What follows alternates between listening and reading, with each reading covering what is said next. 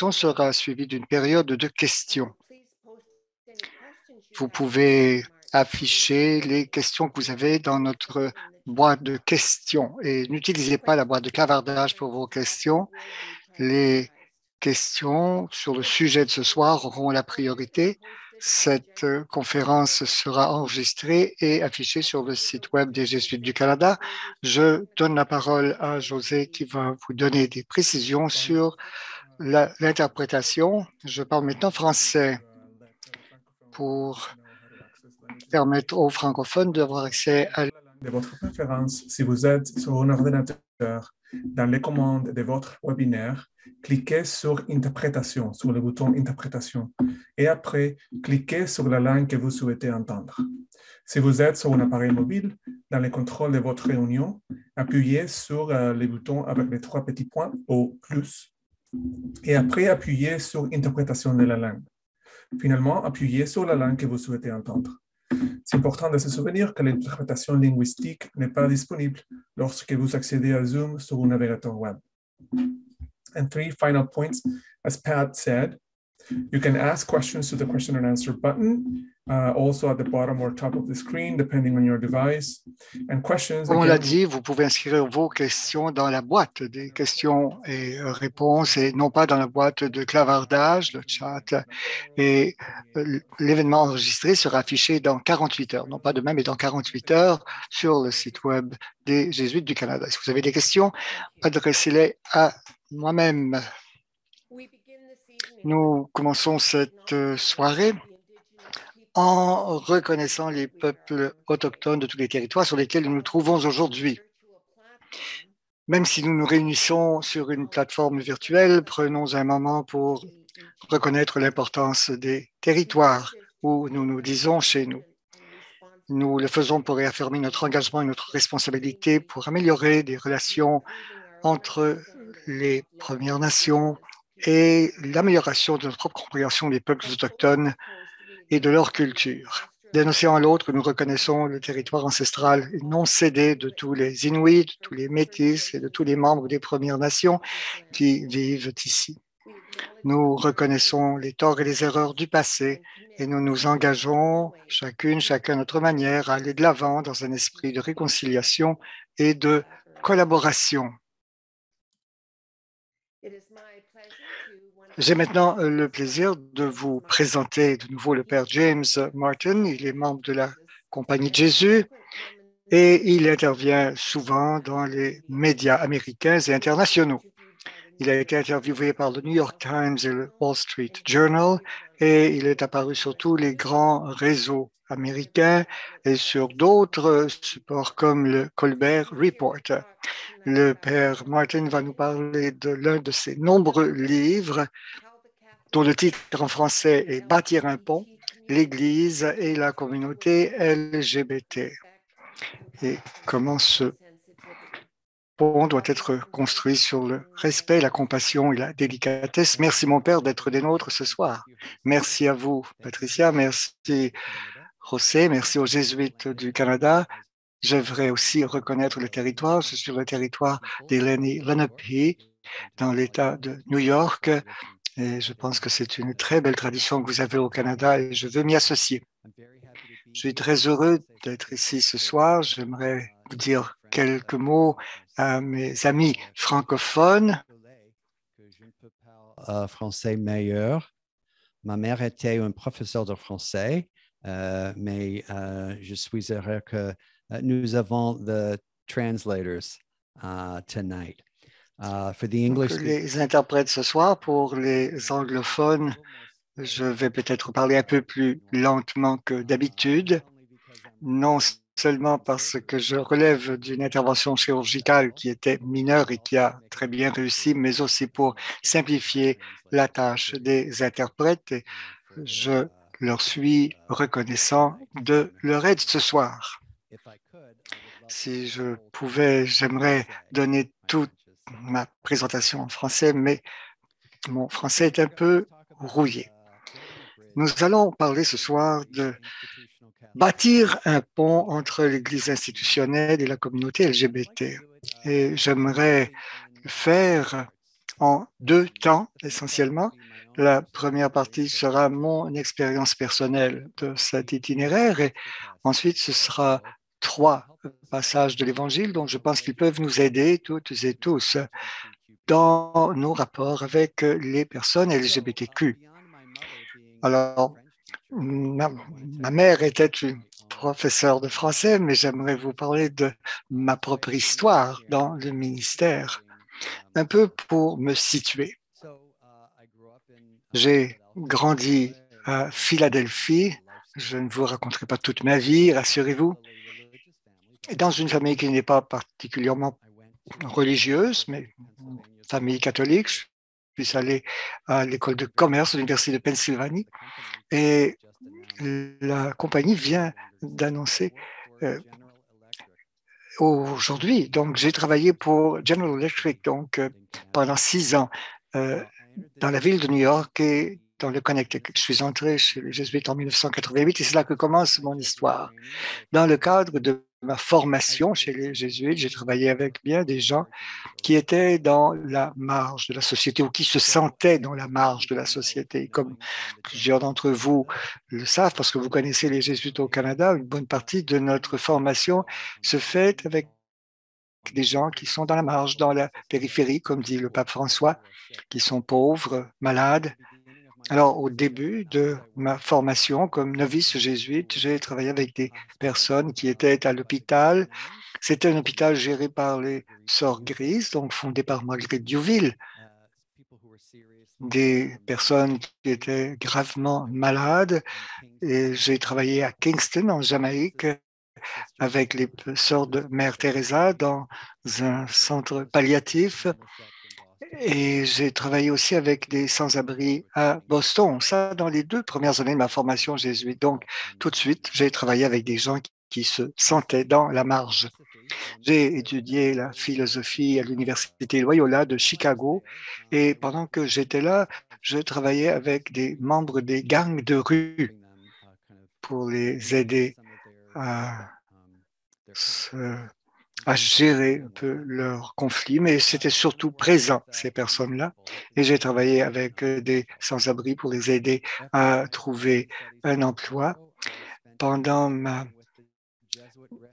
Ensuite, pendant 2 ans, j'ai travaillé avec le service jésuite des réfugiés à Nairobi, au Kenya, où j'ai aidé des réfugiés de l'Afrique orientale, donc de toute la région de l'Afrique de l'Est, de la Somalie, du Rwanda, du Soudan, de l'Ouganda, de l'Éthiopie, de l'Érythrée, de tous ces pays. Donc, ils tenaient de petites entreprises à Nairobi pour faire vivre leur famille. Donc, des personnes, encore une fois, dans la marge, des personnes d'un autre pays, des gens qui n'avaient pas de chez eux, qui avaient été victimes de violences, parfois physiques, et qui souvent ne se sentaient pas les bienvenus dans le pays où ils étaient. Là, c'était le Kenya, pendant 2 ans. Donc, je suis revenu, j'ai travaillé pendant une année au magazine America et j'ai étudié la théologie à la faculté jésuite de Weston, qu'on appelle maintenant la faculté de théologie de Boston College, où j'ai travaillé pendant 3 ou 4 ans dans une prison, un centre de détention local. Si je vous dis tout cela, ce n'est pas pour vous donner mon CV, mais c'est pour dire que pendant toute ma formation jésuite, nous étions encouragés à travailler avec les gens dans la marge. En fait, les préférences apostoliques universelles de la Compagnie de Jésus à l'heure actuelle nous demandent notamment de marcher, de cheminer avec les exclus. Cela a été adopté donc par les jésuites à Rome. L'une des 4 préférences apostoliques universelles, c'est donc quelque chose que tous les apostolats jésuites sont invités à appliquer. Alors, comme bien des gens, comme la plupart d'entre vous, j'ai des amis qui sont LGBTQ. Je vis à New York, donc j'ai plusieurs amis qui sont des personnes LGBTQ. Mais pendant que j'ai travaillé à la revue America, je n'ai pas beaucoup écrit à leur sujet. À l'occasion, oui, parce qu'il me semble que dans l'Église, ce sont des personnes particulièrement marginalisées, mais je n'ai pas fait de ministère particulier avec ces personnes. J'étais dans une paroisse, donc j'ai pas vraiment écrit de livres à leur sujet. J'ai jamais donné de conférences aux personnes LGBTQ. Je les connaissais comme amis, comme paroissiens, parfois comme dirigés spirituels, des gens qui venaient se confesser à moi. Mais dans le cadre normal d'un apostolat, dans une population comme celle de New York. Tout ça a changé en 2016, en juin 2016. Vous vous rappellerez peut-être, 49 personnes ont été tuées dans un club de nuit de Orlando en Floride. C'était le club Pulse. À ce moment-là, c'était le massacre le plus meurtrier de l'histoire aux États-Unis. Ce qui m'a frappé à cette occasion, c'est le peu de réactions, le peu de réponses des évêques américains, comme vous le savez peut-être, et comme ça arrive aussi au Canada. Chaque fois qu'il y a un cataclysme naturel ou une tragédie publique, les évêques, la conférence épiscopale et des évêques, à titre personnel, expriment leur sympathie, offrent leurs condoléances ou offrent leur solidarité aux personnes qui ont été frappées par la tragédie. En l'occurrence, dans le cas du massacre à ce club de nuit, très peu d'évêques ont parlé. Il y a eu une déclaration de 2 lignes de la conférence épiscopale et ils ne parlaient même pas, n'utilisaient pas le mot gay ou le mot LGBTQ. Et cela m'a vraiment choqué parce qu'il m'a semblé que même dans la mort, ces personnes étaient invisibles pour l'Église et je me demandais qu'est-ce qu'il faudrait pour que l'Église utilise finalement le mot gay ou LGBTQ. Si 49 personnes massacrées ne suffisaient pas, qu'est-ce qu'il faudrait? J'ai donc enregistré une vidéo sur Facebook qui est devenue virale et ça a entraîné une invitation du groupe New Ways Ministry qui fait du plaidoyer pour les catholiques LGBTQ. On m'a invité à donner une conférence et on m'a donné le prix qui s'appelle Building Bridges, donc le prix pour bâtir le pont. Alors tout ce que je vais vous dire, je tiens à le dire, a été approuvé par mes supérieurs jésuites. J'ai demandé la permission de donner cette conférence. Alors, j'ai présenté donc le plan de cette conférence et j'ai parlé, moi, puisque le prix parlait de bâtir un pont, j'ai parlé de ce pont donc, qui pourrait unir la communauté LGBT et l'Église. J'ai donné la conférence, là, entraîné une certaine controverse et ça entraîné la publication de mon livre qui s'appelle Bâtir un pont, qui a été approuvé aussi et qui a été publié à peu près 1 an après le massacre du Club Pulse. C'est un livre d'une centaine de pages à peu près. Ça ne mettait en question aucun des enseignements de l'Église, mais cela a quand même provoqué de très nombreuses réactions, très positives d'abord, mais très chargées d'émotions. Je suis allé dans une paroisse et je recevais des ovations debout et la salle était pleine à craquer. Les gens, c'était vraiment une réaction extrêmement touchante et cela m'a montré qu'il y avait probablement un besoin évident pour que ce type de conversation puisse se tenir, ou en tout cas se tenir d'une nouvelle façon, puisqu'il y a déjà plusieurs groupes qui travaillent avec les personnes LGBTQ. Ensuite est venu le contre-coup. Alors, j'ai eu des attaques personnelles en ligne. On me traite d'hérétique, d'apostat, de faux prêtre. En fait, toutes sortes de mots gentils.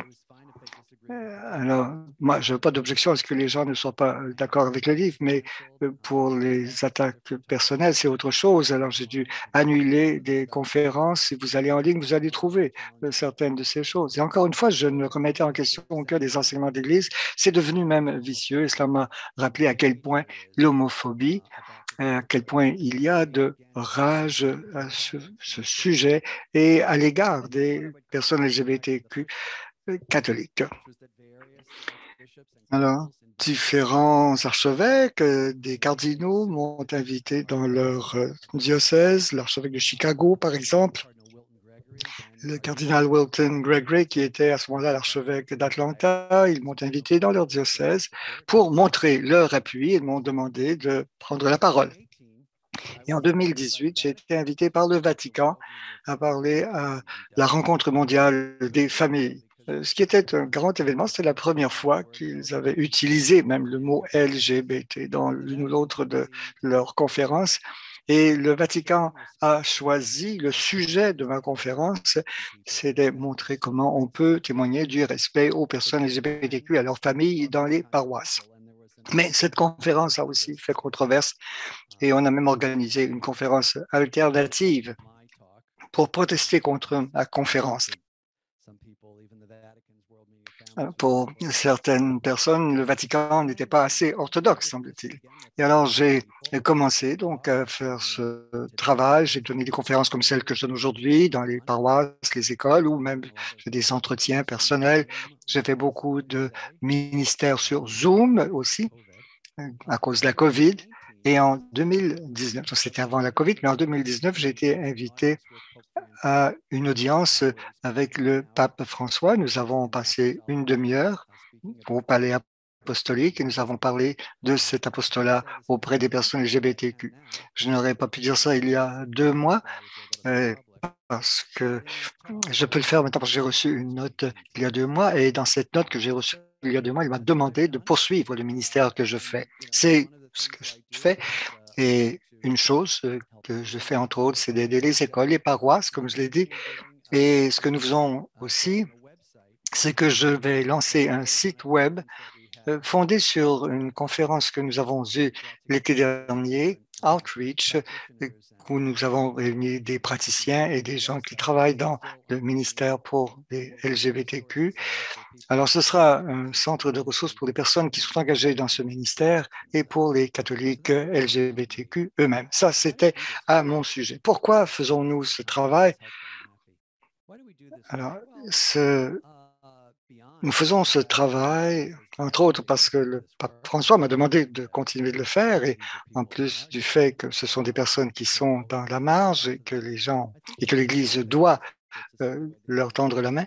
Je pense qu'il est important de voir dans l'Évangile comment Jésus traite les personnes dans la marge. Alors j'aimerais vous présenter maintenant 3 passages de l'Évangile qui m'aident, moi, et dont j'espère qu'ils vont vous aider à voir comment Jésus traite les personnes dans la marge. Je pense que ces passages peuvent nous montrer comment l'Église peut tendre la main aux personnes LGBTQ.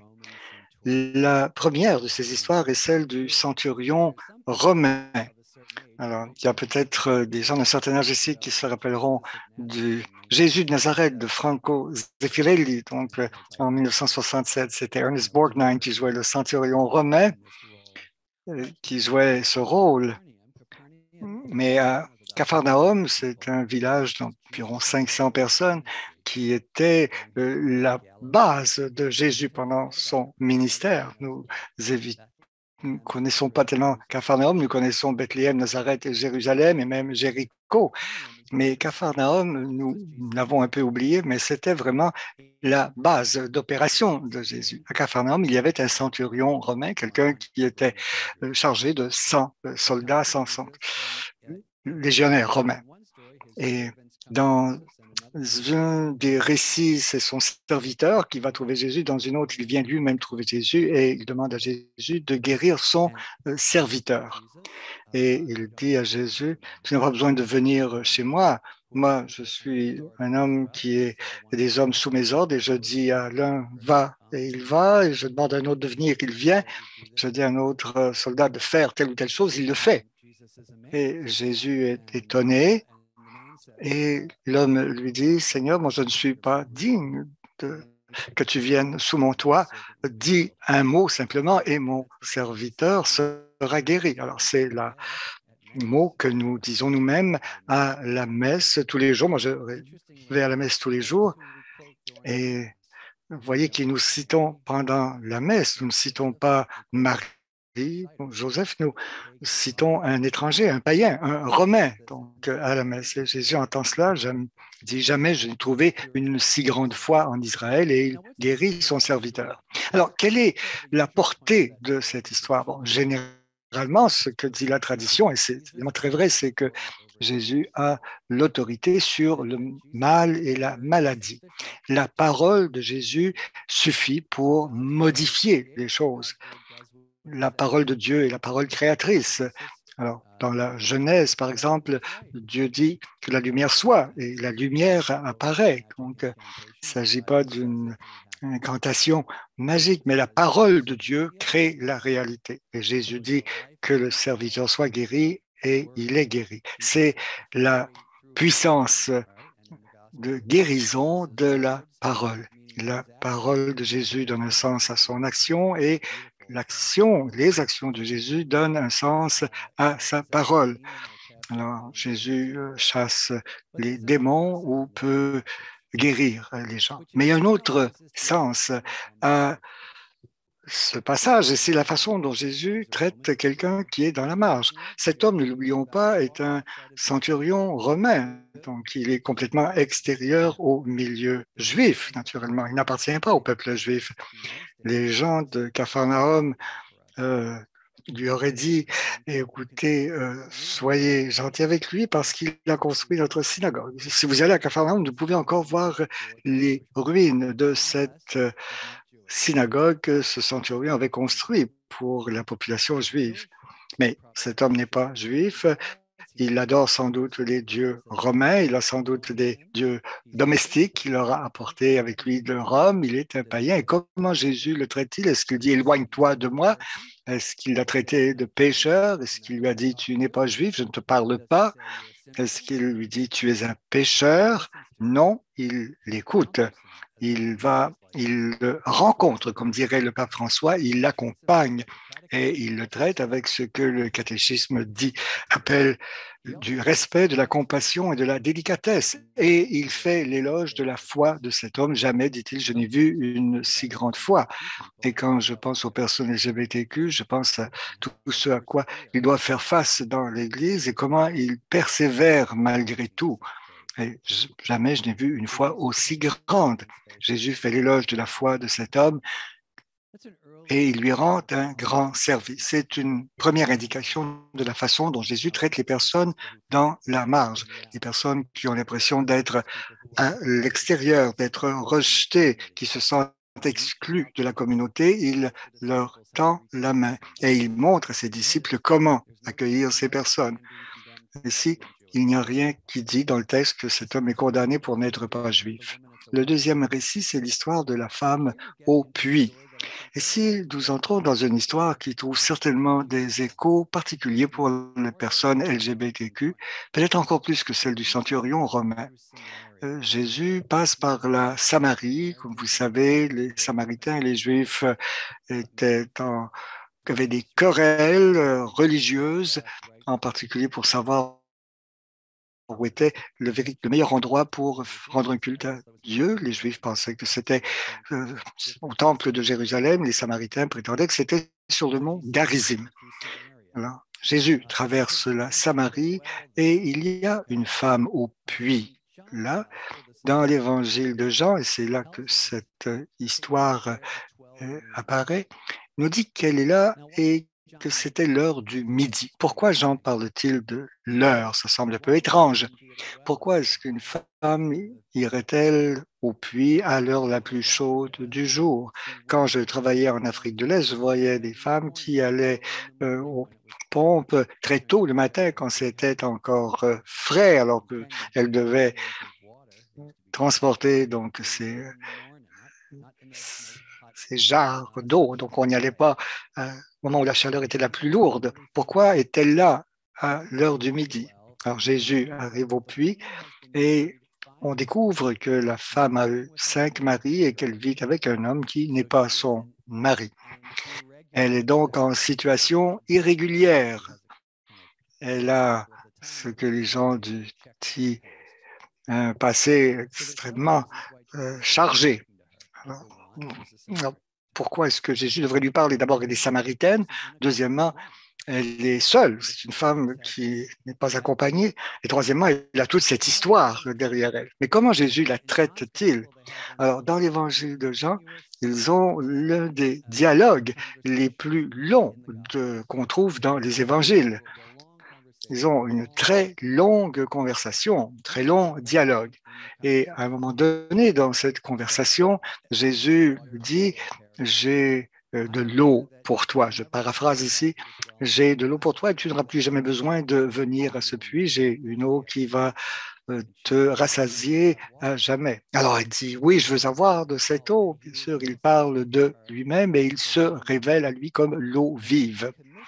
Et il lui demande de répandre la bonne nouvelle chez ses concitoyens. Elle laisse sa jarre sur place, alors elle laisse sa jarre vide au puits et elle devient pratiquement une apôtre parce qu'elle a reçu le mandat d'annoncer la bonne nouvelle. Alors, Sandra Schneider, qui est une grande exégète, la compare, elle qui laisse sa cruche ou sa jarre derrière elle, elle compare cela à Pierre qui a laissé ses filets derrière lui, qui a renoncé à sa vie, à ses moyens de subsistance. Elle laisse cela derrière elle et elle part proclamer la bonne nouvelle au peuple samaritain. Quel est le sens de cette histoire? Bon, la leçon traditionnelle, qui est évidemment très juste, c'est que Jésus est l'eau vive. C'est l'une des 7 grandes déclarations en je suis dans l'évangile de Jean. Je suis la résurrection et la vie, je suis la vigne, je suis l'eau vive. Très beau récit et une admirable révélation de qui est Jésus. Mais il y a autre chose qu'il ne faut pas négliger dans cette histoire, c'est encore la façon dont Jésus traite quelqu'un qui est dans la marge, quelqu'un qui est dans une situation maritale irrégulière. Est-ce qu'il la traite de pécheresse? Est-ce qu'il lui dit éloigne-toi de moi? Ou alors c'est puis tu es une femme déchue? Non. Est-ce qu'il lui dit non, je ne parle pas aux Samaritains? Et après qu'elle lui a dit donc qu'elle avait eu 5 époux, est-ce qu'il la condamne? Non. Comment la traite-t-il? Il la traite avec dignité, il se révèle à elle et il lui donne une mission d'apôtre. Encore une fois, nous voyons Jésus traiter quelqu'un qui est dans la marge, quelqu'un qui se sent rejeté, exclu. Et je vous invite à voir là un modèle, un exemple pour la façon dont nous pouvons traiter les personnes LGBTQ dans l'Église et dans l'ensemble de la société. Enfin, notre dernière histoire, c'est une histoire qui vient de l'Évangile de Luc. C'est l'histoire de Zachée. Zachée est à Jéricho. Jéricho, c'est la ville la plus vieille que nous connaissions dans le monde. À l'époque de Jésus, c'était une grande ville de 30 à 40 000 personnes, l'une des plus grandes villes en Judée à cette époque. Et c'est à la fin du ministère de Jésus, nous sommes vers la fin de son ministère et on nous décrit Zachée comme le chef des collecteurs d'impôts à Jéricho. À l'époque, c'était considéré comme le plus grand pécheur de la ville parce qu'il était collaborationniste avec les Romains. Et ce que je vous invite à faire, c'est de vous représenter Zachée et d'y voir une image symbole de la communauté LGBTQ catholique. Non, c'est un pécheur mais les LGBTQ sont des pécheurs comme les autres, mais Zachée était peut-être l'une des personnes les plus détestées et les plus marginalisées de la ville. Donc, pensez à tous les parallèles maintenant, alors que je vous raconte cette histoire de la rencontre de Zachée avec Jésus, et pensez à la personne LGBTQ. Alors, Zachée nous a dit qu'il était petit de taille. Il était de petite taille, je ne sais pas si ça se traduit bien en français, mais quelle est la stature, si vous voulez, ou le statut même des personnes LGBTQ dans l'Église actuellement? Alors, Luc veut dire qu'il n'est pas très grand, mais pensez aux personnes qui n'ont pas un statut très élevé. Luc nous dit que Zachée n'arrivait pas à voir Jésus à cause de la foule. Alors, Zachée, donc, bien sûr, est petit, et bien sûr, il ne peut pas voir par-dessus la tête des autres, mais combien de fois est-ce que combien est-ce que nous, dans la foule, nous empêchons les gens plus petits de voir Jésus? Combien de fois faisons-nous écran, au fond, à Jésus? Combien de fois empêchons-nous les personnes de voir Jésus? Alors, qu'est-ce que Jésus doit faire? Enfin, nous disons que c'est vers la fin du ministère de Jésus, donc il est déjà connu, il y a certainement autour de lui ses disciples. On dit qu'il y a au moins 70 personnes qui sont ses disciples. Il y avait une foule nombreuse autour de lui. Et Pour voir Jésus, Zachée grimpe dans un sycomore, un arbre. Si vous allez à Jéricho aujourd'hui, vous verrez qu'il y a aussi un sycomore. On dit évidemment que c'est l'arbre de Zachée. Alors Zachée grimpe dans l'arbre et Luc nous dit qu'il voulait voir qui était Jésus. Et bien des personnes LGBTQ aussi dans l'Église veulent savoir qui est Jésus, mais souvent ils ne le peuvent pas à cause de la foule et parce qu'ils n'ont pas la stature pour le voir. Alors Jésus vient à Jéricho, imaginez une grande foule, il a peut-être rencontré Bartimée, donc à Jéricho, mais est-ce qu'il se présente aux personnes les plus riches en ville? Non, il pointe du doigt Zachée dans son arbre. Descends, dit-il, parce que je dois aller chez toi ce soir. Alors c'est un signe d'accueil pour quelqu'un qui est dans la marge. Ce serait probablement quelqu'un donc qui n'a pas eu honte de grimper dans l'arbre pour voir Jésus. Bon, pensez à tout ce que les personnes LGBTQ doivent faire pour faire ce que toutes les autres peuvent faire facilement. Zachée descend l'arbre joyeusement. Combien de fois est-ce que les gens qui sont marginalisés, quand ils sont réinvités dans la communauté, quand on leur montre un certain accueil, en quel point est-ce qu'ils sentent la joie? Bon, on dit Zachée a pris position. En fait, les gens qui sont LGBTQ, pourquoi est-ce qu'ils prennent position? Parce qu'on nous dit que c'est peut-être une des belles, un des beaux points. Tous ceux qui l'ont vu ont commencé à se rechigner. Les gens qui ont vu ce qui s'est passé ont commencé à rechigner. Bon, et c'est une offre de miséricorde à quelqu'un qui est en marge, rend d'autres personnes choquées. Oui, c'est ce qui arrive. Et dans le temps de Jésus, c'était le cas. Il ne faudrait pas être gentil pour ce monsieur-là. Vous devrez dire que c'est un pécheur. Il ne faudrait pas leur donner ton accueil. N'est-ce pas? Ce n'est pas ce que Jésus fait. Jésus dit non, je veux venir à ta maison. Tous ceux qui l'ont eu ça ont commencé à rechigner. Alors, récemment, j'ai demandé que le mot que Jésus utilise, le panta, panta, ça veut dire tout. Et tout veut dire peut-être les disciples. Les disciples aussi, ils rechignaient aussi, ils étaient choqués contre Jésus. Et on le voit aujourd'hui. Tapez le mot LGBTQ catholique ou bâtir un pont ou quoi que ce soit, et vous allez voir le négatif aujourd'hui. Les gens sont contre l'offre de miséricorde. Et ensuite, Zachée dit quelque chose qui est très beau, et je vais vous dire, j'ai trouvé ça il y a peut-être un mois, j'ai découvert ça il y a un mois, et vous ne croyez pas ça, mais si vous regardez le grec, vous allez le voir. La plupart des traductions en français et en anglais disent que ce que Zachée a dit, c'est « Seigneur, si j'ai volé quelqu'un, je vais les payer 4 fois et je vais donner la moitié de mon argent aux pauvres. » C'est un genre d'expérience de conversion et que Zachée peut avoir. Je vais faire ceci maintenant que je suis accueilli. C'est beau. Mais croyez-le ou non, je l'ai vérifié attentivement 10 fois, croyez-le ou non, cette phrase est dans le texte, dans le temps présent. Seigneur, oui, je repaye toute personne que j'ai volée et je donne la moitié de mon argent aux pauvres. Donc, Zachée se révèle déjà en train de faire des choses généreuses. C'est le temps présent. Il donne son argent aux pauvres. Il va le donner. Il y a quelques mois, quand je pensais que c'était une histoire de conversion, que Zachée avait une conversion devant Jésus, de fait, c'est peut-être que Jésus révèle que la bonté de cet homme à la foule. Est-ce qu'on voit des gens LGBTQ présentés comme membres formidables au sein de la communauté? Hier, dans le National Catholic Reporter, le journal, il y avait une histoire concernant un pasteur qui disait que les gens les plus utiles dans sa paroisse durant la crise COVID, c'était les gens qui étaient LGBTQ.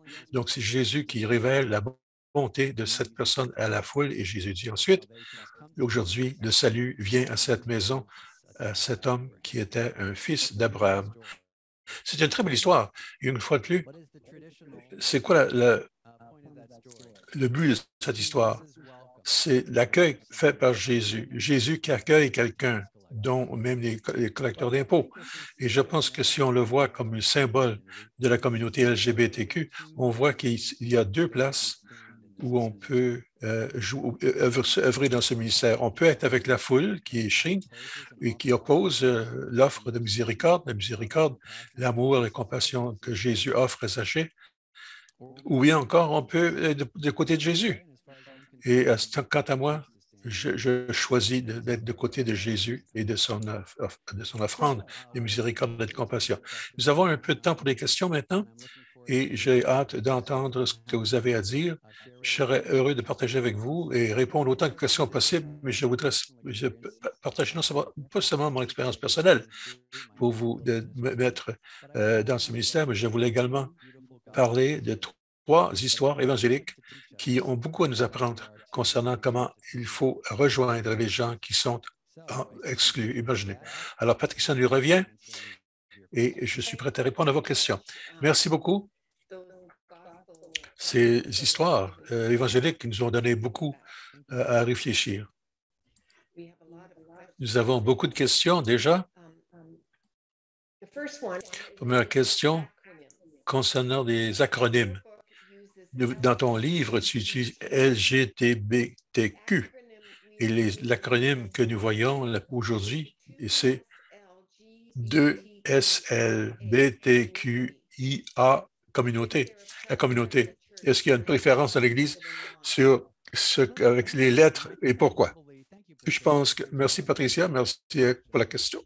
À la question qu'a posé la question, j'aurais dû dire 2S LGBTQ+, IA, je m'excuse, je sais qu'au Canada, ces deux esprits, c'est beaucoup plus commun. Moi, je pense que nous devrions appeler les gens ce qu'ils demandent d'être appelés, les nommer comme ils veulent être nommés. Par exemple, Patricia et moi, on se connaît avec le Zoom, on s'appelle à chacun, et elle me dit, appelle-moi Pat, et que je l'appelle toujours Patricia, elle se posera des questions. Pourquoi est-ce qu'il fait ça? Pourquoi est-ce que cet homme est en train de m'appeler Pat avec un mauvais nom? Ça paraîtrait peut-être un peu négatif.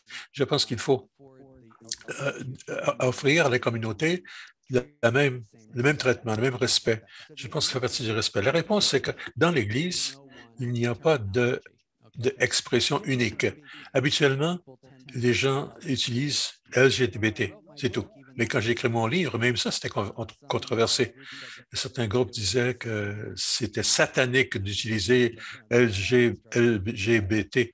Alors, je pense qu'il faut éviter des expressions que des gens des expressions que les gens peuvent trouver négatives. Il y a certaines expressions qu'on peut trouver négatives. Donc, on parle de gens qui ont une attraction de même sexe. Non, je pense que c'est important d'appeler les gens par le nom, utiliser le nom qu'ils veulent être appelés. Je pense qu'il y a une terminologie moins controversée. Et quelques années, on pouvait dire le mot négro, nègre. Je suis dans mon pays, en tout cas, pour les Afro-Américains ou pour les Noirs. Et avec le temps, cette communauté, plus ou moins, a commencé à demander aux gens d'utiliser Afrique-Américain, Africo-Américain ou Noir. Donc, c'est pour respecter les gens. Je pense que l'Église et que les catholiques doivent utiliser l'expression que les gens nous demandent d'utiliser à leur égard. C'est un respect. Mais pour répondre à ta question, il n'y a pas une seule expression. Il n'y a pas une expression standard. D'autres questions? Jim, tu dis souvent que l'Église est en train d'apprendre à aimer les catholiques LGBTQ. Et je cite là le père Howard Gray de l'Université de Georgetown antérieurement, qui a passé beaucoup de temps en Détroit, donc peut-être que certains Canadiens le connaissent, et les Jésuites canadiens en tout cas le connaissent. On lui a demandé, concernant les personnes LGBTQ, et il disait aux étudiants à l'université. Dieu vous aime et l'Église est en train d'apprendre de vous aimer. Donc, l'Église apprend à mieux à connaître les LGBTQ. Une des choses importantes dans la relation avec les personnes qui sont LGBTQ, c'est qu'il y a très peu de façon formelle où que les gens dans la hiérarchie, les cardinaux, archevêques, les prêtres, etc., de même que les chefs laïcs dans l'Église, on ne connaît pas ces gens-là. Peut-être à travers des séminaires ou des sessions d'écoute ou des choses du genre. Et donc, il faut que ce soit d'une façon erratique. Et donc, je pense ici que apprendre à aimer quelqu'un, ça veut dire qu'il faut apprendre à les connaître d'abord et les traiter d'une façon respectueuse. C'est une question d'écoute et d'éducation. Et je pense que c'est clé pour l'Église. Écouter l'expérience des personnes qui sont LGBTQ. Une fois de plus, une des histoires que j'ai mentionnées, le centurion romain, la femme au puits de Zachée, Jésus parle à ces gens-là. Au niveau du centurion, il parle, il écoute, il ne fait pas juste cliquer des doigts. Quand Jésus rencontre quelqu'un, il les écoute. Ça fait partie du respect qu'il porte et de l'amour qu'il a pour ces personnes-là, comme la femme même au puits. Il leur parle. Comment répondons-nous aux couples de même sexe qui veulent se marier? Ça, qui veulent se marier quoi? Dans l'Église ou civilement? Les couples de même sexe ne peuvent pas être mariés dans l'Église. Ils peuvent, par contre, être mariés ou se marier civilement. Je pense qu'on les traite avec respect, délicatesse. J'ai jamais reçu cette question. Qu'est-ce qu'on fait avec les gens qui veulent se marier dans une synagogue ou dans la mosquée? C'est des gens avec qui on aura peut-être des différences d'opinion, mais on les traite d'une façon respectueuse. Et c'est comme ça qu'il faut traiter les personnes LGBT, avec respect. Je suis un jeune adulte qui travaille dans l'Église. Comment est-ce que je peux créer un ministère pour aider la communauté LGBTQ dans ma paroisse? D'abord, merci d'avoir posé cette question. Merci pour votre travail. Je pense que la première chose serait d'écouter, de leur écouter dire ce dont ils ont besoin. Quelqu'un m'avait dit, demande à la communauté des LGBTQ dans ta paroisse, les paroissiens, les membres de famille de ces gens-là. Qu'est-ce que vous voudrez qu'on fasse? Habituellement, c'est une façon de rejoindre les gens, c'est la toute première chose. Et je pense que la deuxième chose, c'est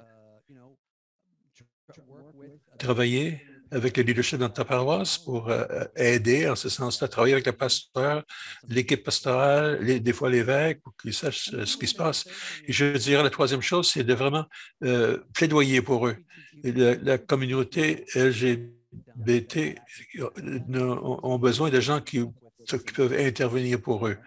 Et ça veut dire accepter des accords. N'oublie pas, sachez, tous les gens qui ont vu ce que Jésus avait fait ont commencé à rechigner. Donc, comment s'appelait le pasteur? Qui est le pasteur? Jim. C'est un Jim. Alors, Jim, je dirais en répondant que si tu le fais, il y aura des gens qui vont commencer à rechigner. Ça fait partie du ministère. C'est ce que Jésus a eu à vivre. Pourquoi est-ce que ce sera différent pour nous? Jésus a dit, si vous le faites dans mon nom, vous allez faire face à la même opposition et même persécution. Alors, accepte le rechignement, mais tu le fais comme Jésus, tu prends position comme Jésus a fait. Et si Jésus avait attendu pour que la foule d'arrêter de grogner, il n'aura jamais entendu ce que Zachée avait dit. Hein? Non? Alors, sentez-vous à l'aise avec le rechignement, et c'est correct, et travaillez pour ces gens qui sont souvent, ils se sentent complètement à l'écart. Mes parents sont de la tradition anglicane, ils sont des chrétiens fidèles qui, personnellement, acceptent les gens qui sont gays, mais à cause de luttes à l'intérieur de leur congrégation et de leur confession, surtout le mariage gay, ils ont un comportement obsessif concernant la nature morale de l'homosexualité,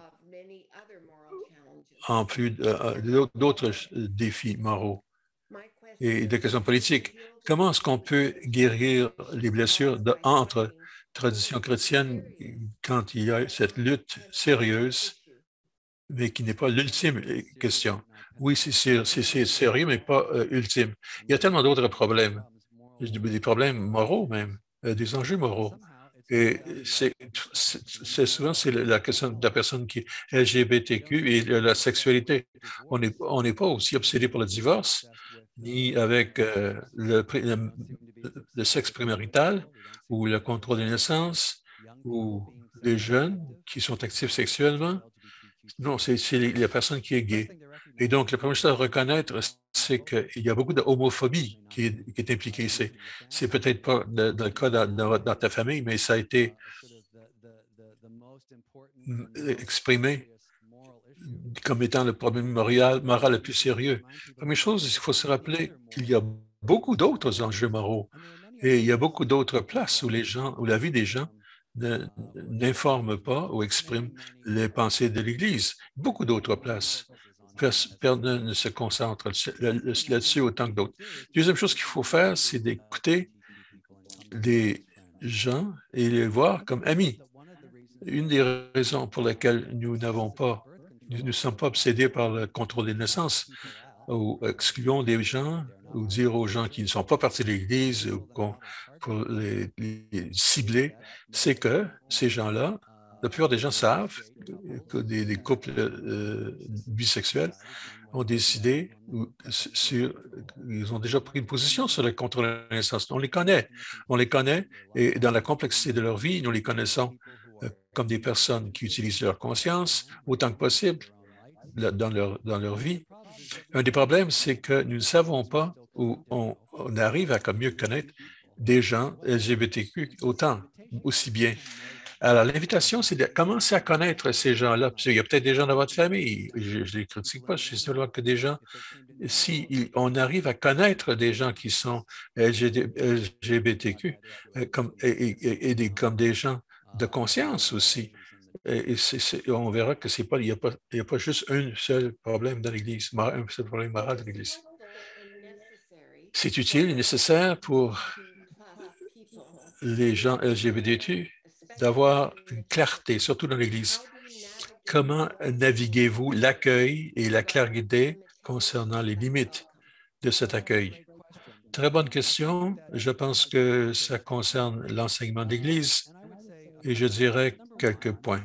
Numéro un, les gens disent souvent qu'il faut être clair concernant l'enseignement d'Église.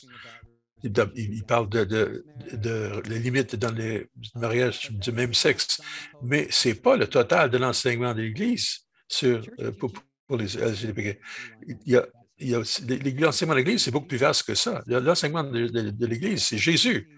Et ça dépasse l'enseignement, la doctrine, ou la mission de Jésus, d'amour, de miséricorde, de compassion, surtout auprès des gens qui sont exclus, comme on vient de le voir dans les 3 histoires évangéliques que je viens vous présenter. Je peux vous lire d'autres histoires aussi. C'est ça l'enseignement de l'Église. N'est-ce pas? Personne dit le mariage, c'est simplement le contrôle de la naissance. Ça serait absolument stupide. Non, le mariage est beaucoup plus vaste que ça. Et l'enseignement sur les gens LGBTQ, c'est aussi vaste. Pardon, la clarté. Il faut parler de la clarté dans l'ensemble. L'enseignement de l'Église, ce n'est pas juste quelques lignes dans le catéchisme. Mais je pense que je dirais que la plupart des gens LGBTQ connaissent l'enseignement d'Église concernant l'homosexualité. Ils n'ont pas besoin de leur rappeler ça. Ils sont très conscients et ils ont trouvé une place dans l'Église. Vous allez peut-être dire la même chose. Moi, j'utilise la question de contrôle de la naissance. Il y a une autre question sexuelle. On sent à l'aise avec des couples mariés, on accueille des couples mariés dans la communauté, même s'ils utilisent le contrôle de la naissance, et personne ne dit qu'il faut être clair là-dessus. Non, ils ont décidé dans leur conscience quelle sera la position. Ça aussi, c'est quelque chose auquel il faut porter attention.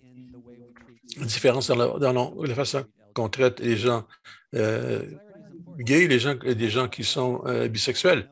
Alors, ils connaissent l'enseignement de l'Église, mais l'enseignement de l'Église est beaucoup plus vaste que quelques lignes dans le catéchisme. Que pensez-vous que l'approche catholique pour les célébrations de fierté qui ont toutes sortes d'expressions. Oui, il y a beaucoup de gens qui s'expriment dans ces parades de fierté. Les célébrations gays sont intéressantes. Les gens disent c'est de la vanité. C'est pas ça qu'ils célèbrent. On va dire que je suis fier d'être Canadien, je suis fier d'être Américain, je suis fier d'être Italien. Les gens disent oh, c'est terrible de dire ça. Non, c'est quand c'est de la communauté LGBTQ, on dit que c'est de la fierté. Non, si je comprends bien, ce sont les célébrations d'une communauté qui a vraiment été, et dans bien des pays, des victimes de violences, de persécutions, d'agressions. Quand on pense aux gens des LGBTQ à travers le monde, il faut se rappeler que dans l'Ouest, les taux de suicide sont beaucoup plus élevés, les crimes de haine, de harcèlement. Vous avez ensuite des gens qui viennent de lire un livre qui s'appelle Une ligne rose par Mark Jefferson. La ligne rose, c'est la façon que les gens des LGBTQ à travers le monde sont traités. Et vous voyez des persécutions. Et comme vous savez, dans 70 pays, c'est illégal que d'être LGBTQ. Dans 10 pays, on peut être tué pour des relations de même sexe. Donc, 10 pays. Quand on pense à la parade, il faut penser à ça dans ce contexte-là. Des gens qui n'ont jamais pu être ce qu'ils sont et qui n'ont jamais pu assumer quelque fierté que ce soit au niveau de leur propre identité. Moi, je pense que c'est bien. Ça ne veut pas dire que je crois ou j'appuie tout ce qui se fait dans chaque parade. Non, pas du tout. Moi, je n'appuie pas tout ça. Il y a des fois, c'est un peu dépassé, mais fondamentalement, je pense qu'ils ont un but valable d'appuyer un groupe de gens qui ont été marginalisés ou qui est marginalisé et qui ont besoin de notre appui. Donc, je suis en faveur de ces parades, mais comme je l'ai dit, je n'ai pas besoin d'être d'accord avec toutes les personnes. Je ne suis pas d'accord avec toutes les personnes qui font une parade dans la journée de l'indépendance aux États-Unis ou pour dans un contexte politique, mais je suis d'accord avec l'approche globale. Merci pour votre présentation. À la lumière de l'Évangile, nous avons vu que l'Église universelle pourrait aimer et accueillir des gens LGBTQ. Est-ce que vous pensez que Jésus bénirait un couple de même sexe? Est-ce que le salut peut être apporté aux deux à la lumière de l'Église? En d'autres mots, comment est-ce qu'ils peuvent atteindre le salut étant donné la situation de bien des gens? Bon, si le salut, n'importe qui peut être sauvé. Et on peut dire la même chose des gens qui se servent contre la naissance. Je vais vous raconter une histoire. J'ai fait un service mémorial pour un homme qui est mort il y a 1 an, il y a peut-être 18 mois, durant la pandémie. Il s'appelait Carlos. Et je vais vous parler de Carlos pour répondre à votre question. Donc, Carlos était bien des choses dans notre paroisse. Il était, croyez-le ou non, il était ministre d'Eucharistie, un lecteur, un directeur spirituel. Il était l'aumônier d'hôpital dans notre hôpital de cancer. Il était un pilier de notre communauté pour 25 ans. Il est également marié à un homme qui s'appelait Jim.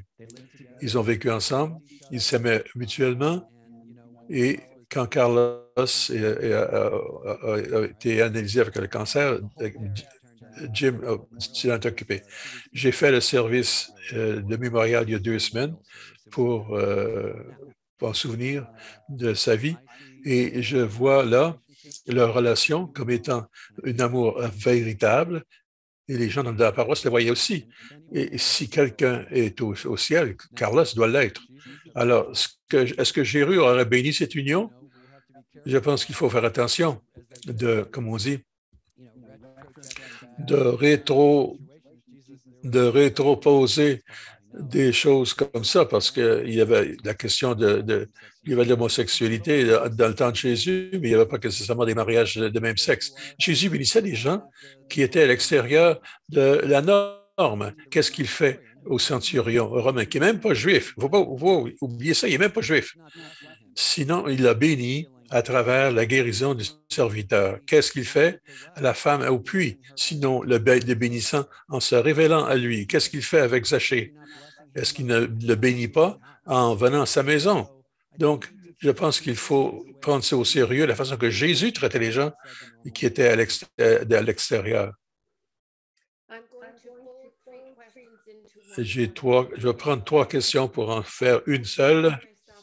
Je me considérais un queer. Alors, comment est-ce que je peux les attaques concernant ce que je suis? Comment est-ce que nous répondons aux gens qui citent l'Écriture contre l'homosexualité et comment est-ce qu'on répond les jeunes prêtres qui sont une des raisons pour lesquelles on perd des jeunes actuellement quand ils parlent contre les gays. La toute première question, c'est comment est-ce que je me comprends? Je me vois comme queer. Eh bien, Dieu vous aime, Dieu vous a créé, Dieu vous aime. C'est l'élément fondamental. À travers ta famille, tes amis, etc. Tu es un catholique baptisé, tu es autant catholique que le pape, que votre évêque, que votre pasteur ou que moi. Ça, c'est fondamental. Votre baptême vous rend catholique. Dieu vous a créé à cette façon. Là. Alors, j'espère que vous le savez. Au niveau de l'Écriture, regardez, ce qu'on cite vient de Lévitique, l'homosexualité, une abomination. Il y a beaucoup de choses dans le livre de Lévitique. Vous pourrez dire, croyez-vous qu'il faut lapider quelqu'un? Non, pourquoi pas? Parce que c'est dans le Lévitique. Donc, c'est important de montrer qu'il y a beaucoup d'autres passages que nous comprenons d'une façon différente parce que nous comprenons le contexte historique d'une façon différente. Pensez-vous qu'on devrait lapider les gens qui sont adultères? On dirait non, pourquoi pas? Parce que c'est dans le Lévitique. Ben, on le comprend différemment aujourd'hui, bien sûr. Alors, je pense que c'est d'aider les gens à comprendre la chose dans un contexte différent et montrer les incohérences de l'utilisation de l'Écriture. Pour les jeunes prêtres, c'est une question plus difficile. Il y a beaucoup qui sont conservateurs. Je sais qu'il y a beaucoup, non pas des jeunes, mais des prêtres qui sont contre ce que je présente ici ce soir. Ce sont des prêtres qui n'ont pas d'amis LGBTQ dans leur famille. Moi, je dirais à monsieur queer qui a posé la question, partage son histoire avec le prêtre. Et si c'est opposé, trouve-toi une paroisse qui va t'accueillir, mais prends ta place dans l'Église. Tu es un catholique baptisé, tu es autant catholique que le prêtre. OK? Mais je pense aussi que les choses changent. Je pense que à mesure que plus en plus de gens sont publics au niveau de leur identité de genre, la plupart des gens sont touchés parce que leurs frères, leurs sœurs, leurs nièces prennent position là-dessus. Alors, je pense que le changement se fait. Mais je m'excuse si vous avez rencontré un prêtre qui ne vous a pas accueilli.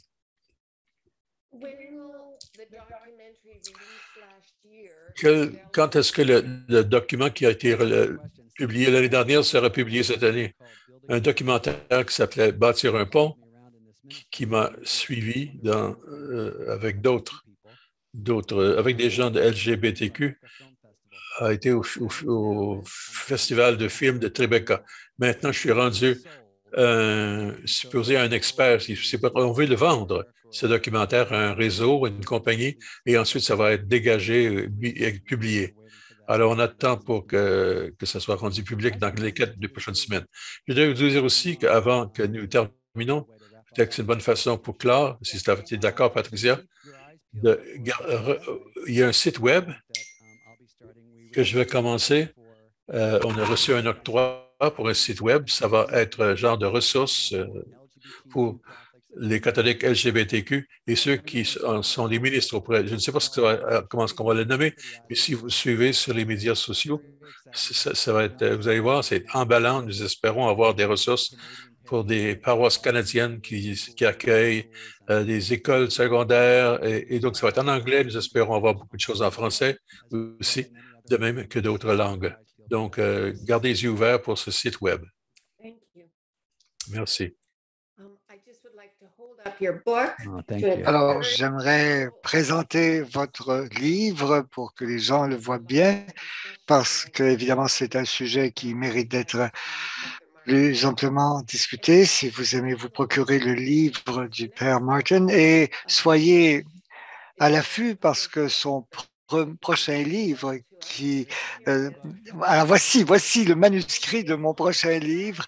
Et ce livre porte sur Lazare, Lazare, le disciple bien-aimé. C'est tout un sujet. Alors, Père Martin, merci de cette présentation très intéressante. Merci aussi du courage que vous avez de traiter le sujet qui est quand même très chargé sur le plan émotif. Bien des gens évitent de parler de cette question-là. Nous vous sommes reconnaissants de votre courage. Vous avez abordé ce sujet avec compassion et vous nous avez laissé ample matière à réflexion dans notre propre itinéraire de foi. Nous vous souhaitons bonne chance dans cet apostolat et j'aimerais dire, avant de conclure, j'aimerais vous remercier, Patricia et José. C'est formidable d'être avec vous. Je veux remercier aussi mes deux interprètes. Merci à tout le monde en français. Encore, je suis désolé que je ne peux pas parler meilleur, mais peut-être la prochaine fois. Merci à tout le monde. Alors, je veux remercier José, Fanny et nos interprètes Michel et Albert qui nous ont permis de suivre l'événement en français. Merci aussi à notre public d'avoir été là. Je redonne la parole à José. Quelques dernières remarques. Comme d'habitude, l'enregistrement de ce webinaire sera publié 48 heures après l'événement et nous allons aussi vous envoyer un très court sondage. Donc, dès que vous éteindrez votre furteur, et c'est seulement pour vous demander quelques réactions et pour nous permettre d'améliorer nos prochaines présentations. Merci, José et Père Martin. Nous vous souhaitons une bonne convalescence et nous vous souhaitons d'être complètement rétabli sous peu. Alors, cela va bien, c'était une opération mineure et au fond, je vais bien. Je vous suis très reconnaissant et c'est toujours formidable de me retrouver avec les jésuites canadiens. Eh bien, nous serons ravis de vous avoir bientôt de nouveau chez nous et soyez à l'affût pour des renseignements pour nos prochains événements. Bonne nuit tout le monde.